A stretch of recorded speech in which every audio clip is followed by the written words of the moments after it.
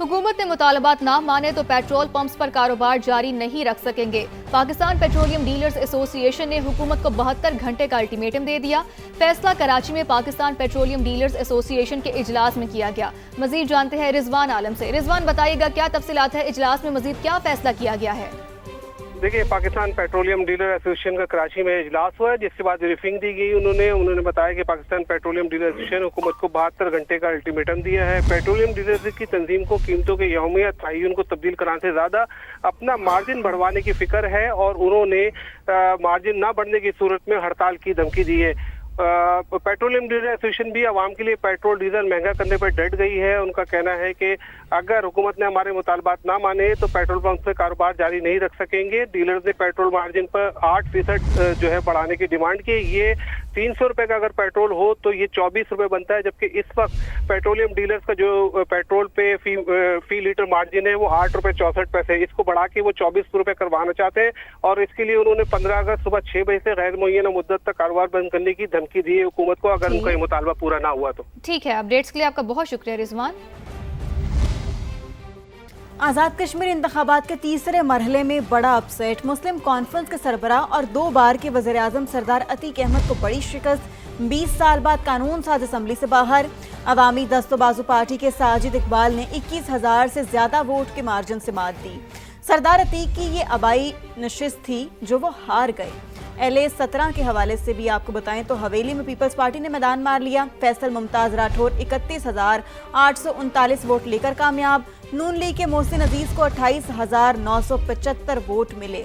फिर इसके साथ साथ LA 15 बाग में भी जियालों की फतह। पीपल्स पार्टी के सरदार जियाउल कमर 16,637 वोट लेकर कामयाब हुए और नून लीग के मुश्ताक मिनहास 15,015 वोट लेकर दूसरे नंबर पर रहे। LA 16 में नून लीग का पलड़ा भारी। सरदार मीर अकबर खान को पीपल्स पार्टी के कमर जमान पर बरतरी हासिल है।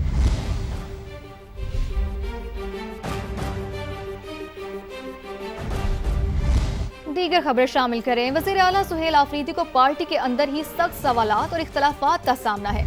सियासी और कोर कमेटी के इजलास में अरकान ने 27 सितंबर के एहतजाज की तारीख पर तहफ़्फ़ुज़ात का इजहार कर दिया। वज़ीर आला ने मौक़िफ़ इख्तियार किया कि तारीख का फैसला ज़ाती नहीं बल्कि बाहमी मुशावरत से किया गया। ब्यूरो चीफ पेशावर महमूद जान बाबर हमारे साथ मौजूद हैं, उनसे मजीद जानते हैं। जी महमूद, बताइएगा मजीद क्या तफसीलात है इस हवाले से? जब से ये सुहेल आफरीदी ने 27 सितंबर का ऐलान किया है तो मुसलसल इस पर खैबर पख्तूनख्वा में इन पार्टी की जो सोशल मीडिया है और जो इनके रहनुमा हैं ज्यादातर, और कोर कमेटी और सियासी कमेटी में भी अब ये बातें शुरू हो गई हैं कि 27 सितंबर बहुत दूर है और वज़ीर आला ने ये ऐलान अपनी तरफ से किया है।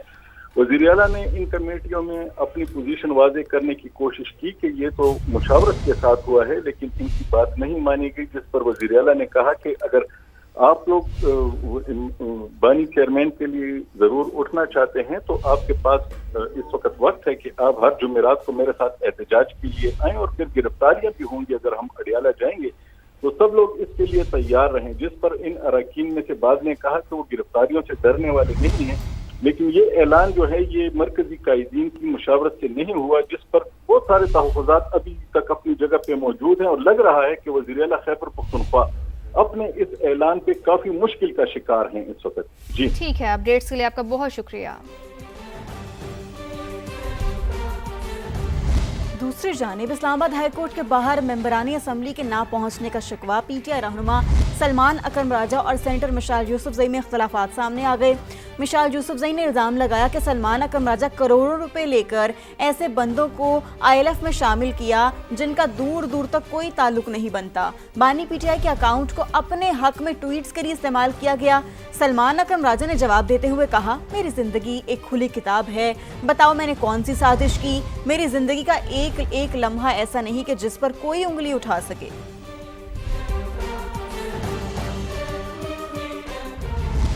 सलमान अकरम राजा गलत बात कह रहे हैं। PTI रहनुमा शानदाना गुलजार की तनकीद। कहा, हर बंदा अपने गिरेबान में झांक कर बात करे। 40 करोड़ रुपए किसने खाए? अमेरिका से कैदियों के लिए आने वाले 50 करोड़ रुपए कहाँ गए? इनका जवाब कौन देगा? आप कह रहे सलमान साहब, अगर मैं आपको बताऊं कि जो कैदियों का पैसा अमेरिका से आया 50 करोड़ वो किसने खाया, फिर कौन उसका जवाब देगा? अगर मैंने बताया कि जो एलएमई ने 40 करोड़ दिया वो पैसा कौन खा गया, तो फिर किसी के मुंह पे कुछ नहीं रहेगा। देखें, ये इत्तेफाक का वक्त है, इमरान खान की रिहाई का वक्त है। हर बंदा अपनी हया को भाग रहे, खासकर वो लोग जिनके पास सीटें हैं। मैं MNA हूँ, मेरे पास ना कोई तंजीमी पोजीशन है, ना पार्टी के मैं ओहदेदार हूँ, मैं सिर्फ अपने हल्के की रिप्रेजेंटेटिव हूँ। लेकिन हर बंदा अपना गिरेबान मतलब झांक के बात करे। 50,000 नहीं दे रहे पार्लियामेंटेरियंस। इन सेनेटर्स ने, मैं 2 सेनेटर से आपको नाम दूंगी जिन्होंने मेरे पास इलेक्शन के पैसे नहीं थे, सेनेटर मोहसिन अजीज और सेनेटर स्वाति साहब। उनको जब पता चला, क्योंकि मैं तो तब नई जेल से निकली थी, उन्होंने मेरे इलेक्शन में कंट्रीब्यूट किया। गवर्नर फैसल करीम कुंडे की KP हुकूमत पर तनकीद, कहा कि सूबे में अमन व अमान की हालत खराब है। वज़ीर आला एहतजाज की बात कर रहे हैं। सुहेल आफरीदी को लॉ एंड ऑर्डर पर तवज्जो देनी चाहिए। सितंबर वाला तो मैं कह रहा हूँ कि वो कहते हैं कि दिल्ली दूरस्त, अभी तो जो है उसमें काफ़ी दिन रह रहे हैं। क्लेम कर रहे हैं कि हमारे पास 20 लाख नौजवान या लोग खैबर पख्तूनख्वा से लेके जाएंगे। पिछले एक वज़ीर आला भी फाइनल खेलने गया था, जिसने कहा था कि या आज़ादी या मौत, और हमारा जनाजा पढ़ लेना, हम कफन बांध के जा रहे हैं। अपने पार्टी के वर्करों को बेसरसामानी की हालत में छोड़ के और ख़ुद जो है वहाँ से भाग गए थे। अगर ये अडियाला के बाहर हो या डी चौक में हो, क्या उनके बानी चेयरमैन की वहाँ से रही होगी? उनको जेलों से सज़ा हुई है, अपने करतूतों की सज़ा भुगत रहे हैं। जाकर अदालतों से रुजू करें। मशवरा है सूबाई हुकूमत को कि इस वक्त सूबा जो है वो दहशतगर्दी का शिकार है। हम अपने फ़ौजियों के, FC के, पुलिस के, सिविलियन के, शोहदा के जनाजे उठा रहे हैं। हमारी सूबाई हुकूमत को फोकस करना चाहिए अमन व अमान के ऊपर। सुप्रीम कोर्ट के बाहर PTI अरकान पार्लियामेंट के एहतजाज की कॉल। सुहेल खान आफरीदी, जुनेद अकबर, आजम सवाती, शानदाना गुलजार और अली मोहम्मद समेत कुछ रहनुमा पहुंचे। बेशतर पार्लियामेंटेरियंस और अरकान सूबाई असम्बली एहतजाज में नहीं आए। वजीर आला खैबर पख्तूनख्वा सुहेल आफरीदी ने गुज़िश्ता रोज सुप्रीम कोर्ट के बाहर एहतजाज की कॉल दी थी। वजीर आला समेत चंद अरकान असम्बली सुप्रीम कोर्ट के बाहर पहुंचे, ताहम बेशतर अरकान कौमी असम्बली, सेनेटर्स और अरकान सूबाई असम्बली एहतजाज में नहीं आए। जुनेद अकबर का कहना था कि बानी PTI से मुलाकात नहीं कराई जा रही, इस हवाले से तमाम आईनी और कानूनी फोरम्स इस्तेमाल करेंगे। से लेस होके आना और आज जो सिक्योरिटी एहलकार पर फायरिंग की गई, इसका कोई जवाब नहीं था। और मैं कल देख रहा था जो ये लॉन्ग मार्च की भी कॉल दी जा रही है, इनके तमाम तर एहतजाज वो ऑन रिकॉर्ड है कि ये हमेशा असले से लैस होके आए। इन्होंने सिक्योरिटी एहलकारों पर फायरिंग की, इन्होंने उनको शहीद भी किया। और आपने देखा था पिछली दफा कि पुलिस वालों को, रेंजर्स को इन्होंने शहीद किया। तो ये पुरअमन एहतजाज में बिलीव ही नहीं करते।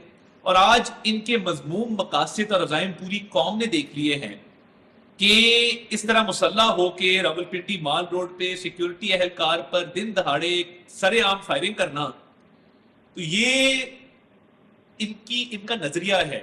ये तशद्दुद में, ये इस तरह के वाकयात में ये बिलीव करते हैं।